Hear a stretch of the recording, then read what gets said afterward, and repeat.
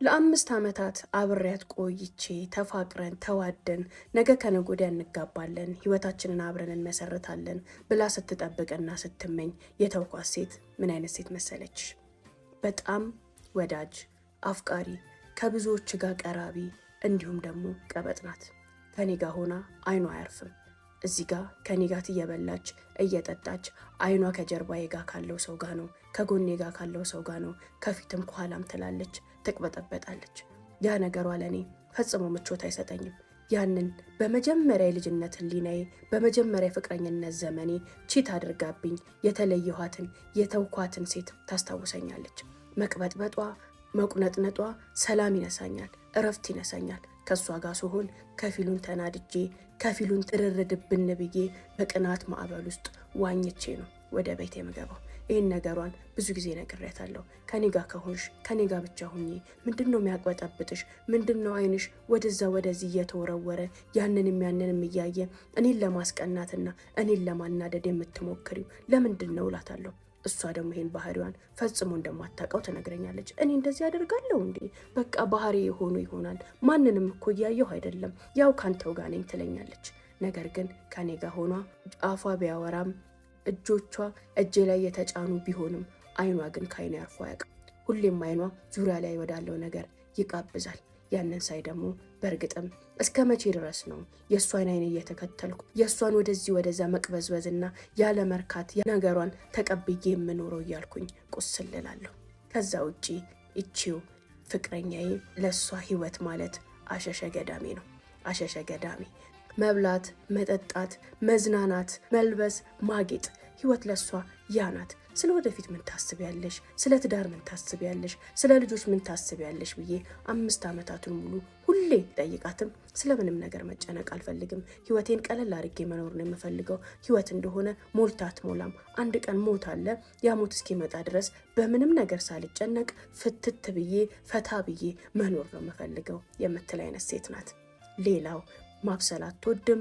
ሁሌም ተንከባካቢ እንዲኖራት፣ ወዳጅ እንዲኖራት፣ ይቅርታ ጠያቂ እንዲኖራት፣ አክባሪና አሸርጋጅ ዙሪያዋ ላይ ወደዚህ ወደዛ በሚሉ ሰዎች መከበብን ነው እንጂ ብቸኝነትን፣ መተናነስን፣ ይቅርታ ጠይቆ ኃላፊነትን መውሰድ ፈጽሞ የማትችል ሰው ናት። እነዚህን ሁሉ ክፍተቶች ከነገርኩሽ በኋላ ታዲያ እንዴት ወደድካት? እንዴት አፈቀርካት ካልሽኝ ደግሞ ቀበጥ ናት።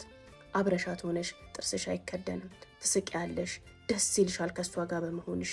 በጣም ቆንጆ ናት። አጠገብሽ ስትቀመጥ ሁሉ ነገር እጅሽ ላይ ያደረግሽ ያህል እንዲሰማሽ የምታደርግ ቆንጆ ናት። ነፃነቷ፣ ቀበጥነቷ፣ የዋህነቷ እንዲሁም ደግሞ ከአንቺ ጋር ስትሆን የምታሳይሽ የመውደድ የማፍቀርና የነፃነት ስሜት ከሷ እንዳትርቂ አድርጎ የሚያስቀርሽ ኳሊቲዋ ደግሞ ያ ነው። አዎ ማፍቀር ትችልበታለች፣ መውደድ ትችልበታለች፣ ፍቅሯን መግለጽም ትችልበታለች ከምትወደው ሰው ጋር ስትሆን። ዛሬ ለእህቶቼ እንግዲህ አሪፍ የሚባል የምስራች ነው ይዤላችሁ የመጣሁት። እሱ ምንድነው? የማህፀን ማሳከክ፣ በግንኙነት ጊዜ ምቾት ማጣት፣ ፍላጎት ማጣት ካለባችሁ እንዲሁም ደግሞ ማህፀናችሁ ላይ ያላስፈላጊ ጠረን ካለ ጋላክሲ ወይባና ስቲም ባዝ አሪፍ የሚባል መፍትሄን ይዛላችሁ መታለች። ፍጹም ተፈጥሯዊ በሆኑ እጽዋቶችና ግብአቶች የተዘጋጀ የማህፀን ስቲም የሚባል ፕሮዳክትን አዘጋጅታለች። ይህንን ፕሮዳክት የምታገኙት ወይ ደግሞ መጠቀም የምትችሉት ወይባ ጢስ በምትገቡበት ሰዓት ሲሆን ወይባ ስንጠቀም ወደ ማህፀናችን በጢስ መልክ ይገባ የነበረውን አሁን ደግሞ በስቲም መልክ ወደ ውስጣችን ገብቶ ከፔሪድ በኋላ ቶሎ ያለ መጽዳት ነገር ካለም ውስጣችን ላይ ያለውን ቆሻሻ ጠቅላላ ጥርግ አድርጎ የሚያስወጣልን አገልግሎት ነው። የማህፀን ድርቀትን የሚያስቀር ነው። ምንም አይነት የጎንዮሽ ጉዳት የለውም። ይሄ ማህፀን ስቲም የወይባ ጢስ ለመግባት ስቲም ለመግባት ሳሙና ለመግባት የምታስቡ እህቶቼ ጋላክሲ ወይባ ጢስና ስፓን አመላክታችኋለሁ። እዛ ቤት ሌላ በጣም የምወደላት ነገር የቤቷን ንጽህና፣ የባለሙያዎቹ አለመቀያየር እንዲሁም ደግሞ የግብአቶቿ ንጹህነትና ኦሪጂናልነት ነው። ወይባ ጢሷን ብትሉ ቂቤውም የትኛውም የሚጠቀሙት ነገር ንጹህና ኦሪጂናል ነው። ያንንም አይታችሁ መመስከር ትችላላችሁ። መሄድ የምትፈልጉ አድራሻዋ ቤተል ቢጫ ፎቅ ፊት ለፊት አፕል ፕላዛ በጎን በኩል በኮብልስቶኑ መንገድ ከርቭ ላይ ታገኙ ታገኙታላችሁ። ቁጥር 2 ደግሞ ጀሞ 1 ሩት ህንጻ ግራውንድ ላይ ታገኙታላችሁ። ስልክ ቁጥሯን እዚህ ጋር አስቀምጬላችኋለሁ። እየደወላችሁ ቀጠሮ ማስያዝ ትችላላችሁ። ይህን ማስታወቂያ አይታችሁ የምትሄዱና በግሩፕ ለምትሄዱ የ15% ቅናሽን አዘጋጅታለች። ለሙሽሮች ደግሞ የተለየ ፓኬጅን አዘጋጅታ ሙሽርነታችሁ ጥቂት ቀን ሲቀረው ሄዳችሁ አገልግሎቱን ብትወስዱ ወለላ መስላችሁ ትመለሰላችሁላችኋለሁኝ። ሞክሩት። ቴንክ ዩ ሶ ማች። በነፃነት እንደፈለገች መሆንና ያንንም ሰው እንደፈለገ እንዲሆን መልቀቅንም ትችልበታለች። ያ ነገሯ ግድል ያደርገኛል። ነገር ግን ወደ ህይወት ስመጣ፣ ወደ ትዳር ስመጣ እደነግጣለሁ። እንዴት ነው ላምናት የምችለው? አይኗ የማያርፍን ሴት፣ ልቧም የማያርፍን ሴት፣ እንደ ርግብ እየበረረች እዛም እዛም ማረፍ የምትፈልግና ያረፈችበት ሁሉ የሚያምርላትን ሴት ያያት ሁሉ አንገቱ እስኪቀነጠስ ሲያያት እሷም አይኗ ተከትሎ የምታሽኮረመምን ሴት እንዴት ነው ሚስት አድርጌ በሰላም መኖር የምችለው የሚለው ነገር ሳስበው ልቤን ያስደነግጠኛል። ከሁለት ፍቅረኛዬን የተውኳት ለዛ ነው። እሷ ፍቅረኛ እንጂ ሚስት መሆን አትችልም አልኩኝ። ሚስትነት ኃላፊነት ነው፣ እናትነት ነው፣ ወዳጅነት ነው፣ ቻይነት ነው። በችግርም በደስታም በሐዘንም በየትኛውም በማግኘትና በማጣት ውስጥ አብረሽ የምትወጪው ዳገት የምትወርጂው ቁልቁለት ነው። እሷ ዳገትን፣ አቀበትን፣ ቁልቁለትን፣ ቻሌንጅን መጋፈጥ የማትችል የህፃን ሰውነትና የለጋነት ልብ ያላት 5 ዓመታትን ሙሉ ሳያት ያው የዋህነቷ፣ ያው ልጅነቷ፣ ያው ቀበጥነቷ ያለቀቃት ከዕለት ወደ ዕለት ወደ ህፃንነት ነው እንጂ ወደ ጎልማሳነት መቀየርን የማትፈልግ ስስ እርግብ ናት። ያቺን ስሴት እንዴት ነው ትዳር ወደሚባል ትልቅ ኃላፊነት አምጥቼ ከትቼ ምንኗኗረው ምንኳኋነው እያልኩኝ ሳስብ በቃ እሷ እንደዚሁ ለመፈንጠዝ፣ ለማስፈንጠዝ፣ ለመደሰት፣ ለማስደሰት የተፈጠረች ሴት ናት እንጂ አግብታ እናት ሆና ለመኖር ከኔ ጋር ብሶ የሚታሰብ ነገር አይደለም ብዬ ቆረጥኩኝ።